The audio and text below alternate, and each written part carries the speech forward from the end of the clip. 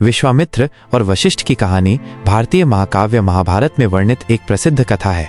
यह कहानी दो महान ऋषियों के बीच हुए संघर्ष और अंततः ज्ञान प्राप्ति की यात्रा को दर्शाती है। विश्वामित्र मूलतः क्षत्रिय थे। उन्होंने तपस्या करके ऋषि बनने का संकल्प लिया था। अपनी तपस्या के बल पर उन्होंने कई दिव्य शक्तियां प्राप्त की। उनकी शक्ति और प्रभाव देखकर वे अहंकारी हो गए और उन्होंने स्वयं को ब्रह्मा से भी श्रेष्ठ मानने लगे। अपनी शक्ति का प्रदर्शन करने के लिए विश्वामित्र ने ऋषि वशिष्ठ से यज्ञ में चुनौती दी। वशिष्ठ एक प्रसिद्ध ऋषि थे और उनके पास अनेक दिव्य गायें थीं।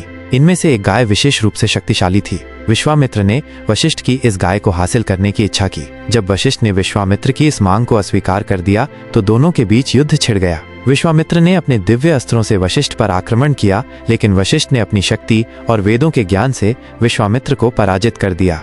विश्वामित्र की पराजय के बाद उन्हें अपनी अहंकार और अज्ञानता का एहसास हुआ। उन्होंने अपनी गलती स्वीकार की और वशिष्ठ से क्षमा मांगी। वशिष्ठ ने विश्वामित्र को क्षमा कर दिया और उन्हें वेदों का ज्ञान दिया।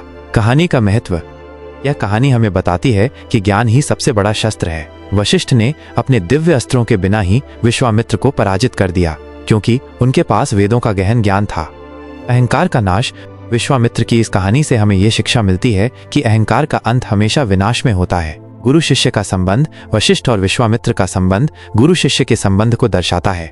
यह कहानी वेदों के महत्व को भी दर्शाती है। वेदों को ज्ञान का भंडार माना जाता है और इनके अध्ययन से व्यक्ति को मोक्ष प्राप्त होता है। कहानी के अन्य आयाम। देवताओं और दानवों का संघर्ष। कुछ व्याख्याओं में इस कहानी को देवताओं और दानवों के संघर्ष के रूप में भी देखा जाता है।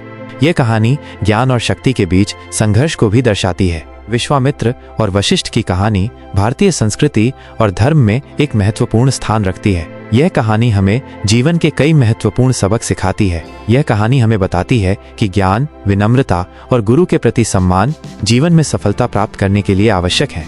यह कहानी विभिन्न पुराणों और ग्रंथों में अलग अलग तरीके से वर्णित की गई है।